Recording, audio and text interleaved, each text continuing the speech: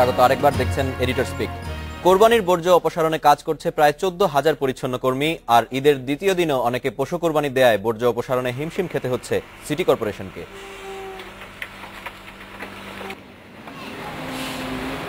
ঈদের দিন দুপুর 2টা থেকে শুরু হওয়া বর্জ্য অপসারণ কার্যক্রম 48 ঘন্টার মধ্যে শেষ করা হবে বলে ঘোষণা দেয় সিটি কর্পোরেশন। এই বেঁধে দেওয়া সময়ের মধ্যে পুরো রাজধানীকে পরিচ্ছন্ন ও বর্জ্যমুক্ত করতে পারবে কি দুই সিটি কর্পোরেশন? এ পর্যন্ত 80%-এরও বেশি বর্জ্য অপসারণ সম্ভব হয়েছে বলে দুই সিটি কর্পোরেশন কর্মকর্তার দাবি।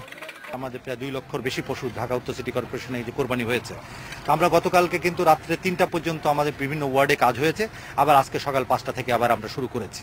তা আমার ধারণা যে ওই সমস্ত জায়গায় যে সমস্ত আমরা অতিরিক্ত যে সমস্ত এফোর্ট নিয়েছিলাম সেই এফোর্টটা খুবই কাজে লেগেছে। গতকাল যেগুলো হয়েছে আমরা নিশ্চিত যে আগামীকাল বা 2টার মধ্যে 48 ঘন্টার মধ্যে আমরা এটা অপসারণ করতে সক্ষম হব। কোরবানির পশুর হাট ও পশু জবাইয়ের বিভিন্ন স্থানে ছিটানো হচ্ছে ব্লিচিং পাউডার। বর্জ্যের কারণে যাতে দুর্গন্ধ না হয় সেজন্য ছিটানো হচ্ছে স্যাভলন ও সুগন্ধি মিশ্রিত পানি। এই কাজে সহায়তা করছে ফায়ার সার্ভিস। তবে পাড়া মহল্লার অলিতে গলিতে সিটি কর্পোরেশনের গাড়ির অপেক্ষায় না থেকে ব্যক্তি উদ্যোগে অনেকে স্যাভলন ও ব্লিচিং পাউডার ছিটিয়ে পরিচ্ছন্নতা অভিযানে নেমেছেন। বর্জ্য অপসারণে নগরবাসীর সহযোগিতা পুরোপুরি না পাওয়ায় বর্জ্যের কারণে নাকাল হতে হচ্ছে মানুষকে। উত্তর ও দক্ষিণ সিটি কর্পোরেশন মিলে প্রায় 500 গাড়ি ও 14,000 কর্মী পরিচ্ছন্নতা অভিযানে কাজ করছে। পুরো রাজধানীকে পরিচ্ছন্ন করতে আর কত সময় লাগবে সেটি এখন দেখার বিষয়। Shakil Abdullah, independent news, Dhaka. এই বিষয়ে আলোচনা করতে আমাদের সাথে যোগ দিচ্ছেন ঢাকা উত্তর সিটি কর্পোরেশনের প্রধান বর্জ্য ব্যবস্থাপনা কর্মকর্তা বিপিন কুমার সাহা। জনাব বিপিন কুমার সাহা, 48 ঘন্টার যে আলটিমেটাম, যে সময়সীমা আপনারা বেঁধে দিয়েছিলেন রাজধানীর বর্জ্য অপসারণের জন্য, এটি কি আসলে সম্ভব? নির্ধারিত সময়ে আপনারা শেষ করতে পারবেন আপনাদের কাজ? হ্যাঁ, অবশ্যই এটা সম্ভব। আমাদের আপনারা জানেন যে আমরা বিগত বছরগুলোতে যে কাজ করেছি, বিগত কমপক্ষে 5 বছর ধরে আমরা 72 ঘন্টা সময় নামিয়ে এনেছিলাম। গত বছর আমরা 48 ঘন্টা সময় নেমে এনেছিলাম। এবছর আমরা চেষ্টা করেছিলাম যে 48 ঘন্টার থেকে আরও কমে পারবো কিনা। তো আমাদের কিছু নেতিবাচক দিক হয়েছে যে আমাদের হাটে যখন আমরা বর্জ্য অপসারণ করতে গিয়েছি তখন আমাদের যে পশুর হাটগুলো হয়েছে, ইজারাদাররা বাসগুলো, তাদের যে বাসগুলো খুলে ফেলানোর কথা সেগুলো খোলেনি। তো সেজন্য আমাদের কিছু সমস্যা হয়েছে। বাট সমস্যা হলেও সব সমস্যা ছাপিয়ে আমাদের এখানে যে কাজ ছিল সেই চ্যালেঞ্জ আমরা 48 ঘন্টার মধ্যে অবশ্যই মোকাবেলা করে নগরীকে পূর্বাবস্থায় ফেরত নিয়ে আসবো, সে বিষয়ে আমরা বদ্ধপরিকর। বিপিন কুমার সাহা, আরেকটি বিষয় আপনার কাছে জানতে চাচ্ছি যে আমরা প্রায়ই দেখি যে আপনারা সবসময় এটা দেখে থাকি যে আপনারা ঈদের পরে আসলে বর্জ্য অপসারণের কাজটি শুরু করেন, আগে থেকে যাতে রাস্তায় বা মানুষের বাড়িঘরের সামনে এই বর্জ্য ফেলা না হয় সেই ব্যাপারে কোনো পূর্ব সতর্কতামূলক কোনো কর্মকাণ্ড আপনারা কেন নিচ্ছেন না? আসলে আমরা কিন্তু আসলে অনেকগুলো শর্ত আমরা কাজ আমরা করেছিলাম, যেটা আমরা করেছিলাম যে আমরা বিগত 2 বছর থেকে আমরা পলিথিন দেওয়ার ব্যবস্থা করেছিলাম এবং এবছরও আমরা পলিথিন দিয়েছিলাম যে হাটের ইজারাদারদের মাধ্যমে, যে যখনই একজন পশু কিনবেন পশুর হাসিলের সঙ্গে যাতে একটা করে পলিথিনের ব্যাগ ওনারা নিয়ে যেতে পারেন, হাসিলের সঙ্গে ওটার দাম 20 টাকা করে যাতে নিয়ে যেতে পারে। তো আমরা দেখেছি যে আসলে ইজারাদাররা এটা পুরোপুরিভাবে দেন নাই বা সঠিকভাবে এই কার্যক্রমটা হয় নাই। আমরা প্রায় 10,000 ব্যাগ আমরা বিনামূল্যেও সরবরাহ করেছি, কিন্তু তা অত্যন্ত অপ্রতুল ছিল এবং অনেকেই এটা ব্যবহার করেন নাই। তো এটা ছিল আমাদের একটা সতর্কতা, এটা আমরা জেনে নিলাম যে আগামীবার যাতে সবাই ব্যবহার করেন সেটা একটা দিক আমরা দেখব। আর দ্বিতীয় একটা দিক যে প্রতিটা বাড়ির থেকে যে আমাদের এটা বর্জ্যটা অপসারণ বা কোরবানি হচ্ছে, এটাকে হয়তো ঢাকা শহরে এভাবে আর করা হয়তো পরবর্তীতে সম্ভব নাও হতে পারে। এজন্য হয়তো মনে করেন যে আমাদের যদি প্রতিটা ওয়ার্ডে একটা করে স্লটার হাউস থাকে, আপনারা জানেন যে জায়গার জন্য আমরা স্লটার হাউস করতে পারছি না, তারপরে আমরা কিছু স্লটার হাউস করার চেষ্টা করছি উত্তর সিটি কর্পোরেশন থেকে। বাট না হলেও একটা মনে করেন ওয়ার্ডে 4টা বা 5টা জায়গায় আমরা যদি কোরবানির জায়গাটা সীমাবদ্ধ করে দিই প্রতিটা ওয়ার্ডে, তাহলেই কিন্তু এই জায়গাটা আপনার অনেকটা সীমাবদ্ধ হয়ে যাবে এবং এর থেকে আর মানে পরিবেশ বিপর্যয়ের খুব বেশি আপনার বাধা ভবিষ্যতে আসবে না বলে আমি মনে করি। জনাব বিপিন কুমার সাহা, আপনাকে ধন্যবাদ। আমাদের সাথে কথা বলছিলেন ঢাকা উত্তর সিটি কর্পোরেশনের প্রধান বর্জ্য ব্যবস্থাপনা কর্মকর্তা বিপিন কুমার সাহা।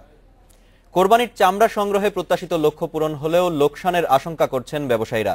তারা জানান, বেঁধে দেয়া মূল্যের চেয়ে 15 থেকে 20 টাকা বেশি দামে চামড়া কেনায় এই অবস্থার সৃষ্টি হয়েছে। এবছর 45 থেকে 50 লাখ গরু ও প্রায় 1 কোটি ছাগলের চামড়া সংগ্রহ করা হয়েছে।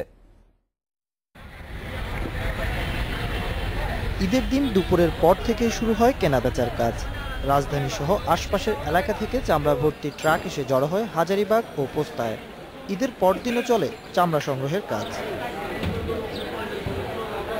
সংগ্রহের কয়েক ঘন্টার মধ্যেই শুরু করতে হয় প্রক্রিয়াজাত করার কাজ, কিন্তু এবছর তাপমাত্রা বেশি থাকায় বেগ পেতে হয়েছে চামড়া সংরক্ষণে। এবার তাপমাত্রা ভীষণ খারাপ এবং আপনারা জানেন খুব ব্যবসা গরম পড়েছে। এটা চামড়ার জন্য মোটেই ভালো না। যদি দেরি হয়ে যায় তাহলে চামড়া পচন হওয়ার 100% সম্ভাবনা রয়েছে। পাইকারদের পাশাপাশি মাঠে ছিল মৌসুমী ব্যবসায়ীরাও। এতে বেঁধে দেওয়া দামের চেয়ে বর্গফুটে 15 থেকে 20 টাকা বেশি দরে হয়েছে কেনাবেচা। যে পরিমাণ হওয়ার কথা সেই পরিমাণই হয়েছে, আর বাজারটা একটু চড়া গেছে। চামড়াটা মনে করেন এখন আমদানি দেখা যায় কম হচ্ছে, সেটার জন্য আমাদের বেশি দিয়ে কিনতে হচ্ছে। এই ঈদে প্রত্যাশিত লক্ষ্যমাত্রা পূরণ হয়েছে বলে জানিয়েছেন ব্যবসায়ী নেতারা। তবে বেশি দামে চামড়া কিনতে হওয়ায় ক্ষতির আশঙ্কা করছেন তারা। গতকাল আমরা দেখেছি কুরবানিতে পর্যাপ্ত পরিমাণ আমাদের মাল এসেছে, কিন্তু এই বছর ডিক্লাইন ট্রেন্ড আছে ইন্টারন্যাশনাল মার্কেটে। সবসময় যে একই রকম হবে এমন কোনো কথা নেই। ডিক্লাইন ট্রেন্ড আছে, খুব রিস্কের মধ্যে আছে।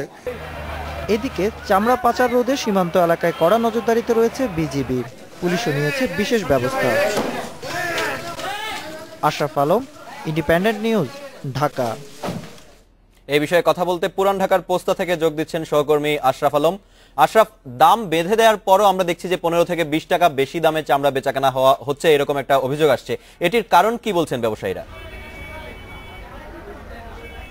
আসলে অনুপম, আপনি জানেন যে কোরবানির এই সময়টাতে সবচেয়ে বেশি চামড়া সংগ্রহিত হয়ে থাকে, অর্থাৎ সারা বছরে যে চাহিদা থাকে, অর্থাৎ 1 কোটি থেকে 1 কোটি 1.25 কোটি লাখের, এই চাহিদার কারণেই আসলে এই সময় প্রচুর কোরবানিতে যেহেতু প্রচুর পরিমাণে পশু কোরবানি হয়, সে কারণে অর্ধেকের মতো চাহিদার চামড়া এই সময়টাতে সংগ্রহ করে থাকেন কাছে।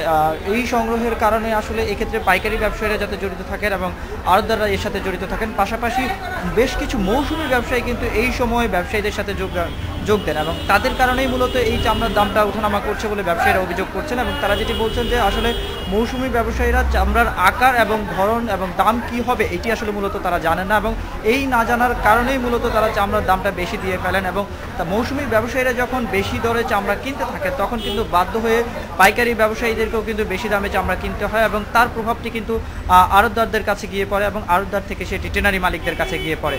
এবং ব্যবসায়ীরা যেটি বলছেন যে আসলে এই দাম বাড়ার কারণে, অর্থাৎ তারা যে দাম নির্ধারণ করেছিলেন গত শুক্রবারে, আমরা জানি যে চামড়ার সাথে সংশ্লিষ্ট 3টি ব্যবসায়ী সংগঠন কিন্তু দাম নির্ধারণ করে দিয়েছিলেন, এবং সেই দামে ঢাকার মধ্যে লবণযুক্ত চামড়া যেটি 70 থেকে 75 টাকা এবং ঢাকার বাইরে 60 থেকে 65 টাকার মধ্যে তারা দাম নির্ধারণ করেছিলেন, তার থেকে কিন্তু গড়ে 15 থেকে 20 টাকা বেশি দিয়ে কিনতে হচ্ছে। এবং তারা যেটি বলছে যে এই কেনার ফলে পরবর্তীতে যে বিষয়টি হতে পারে যে ব্যবসায়ীদের অভিযোগ যে আন্তর্জাতিক বাজারে চামড়ার দাম কমে যাচ্ছে এবং বিভিন্ন আরেকটি বিষয় জানতে চাচ্ছিলাম আশরাফ আপনার কাছে, সেটি হচ্ছে যে এই অভিযোগগুলো বরাবরই আসে, কিন্তু এই অভিযোগগুলো যাতে বেশি দামে বিক্রি করা না হয় এজন্য কি কোনো মনিটরিং সেল ব্যবসায়ীদের পক্ষ থেকে বা সরকারের পক্ষ থেকে অথবা পুলিশের কি কোনো মনিটরিং সেল দেখেছেন আপনি, বা কেন হচ্ছে না?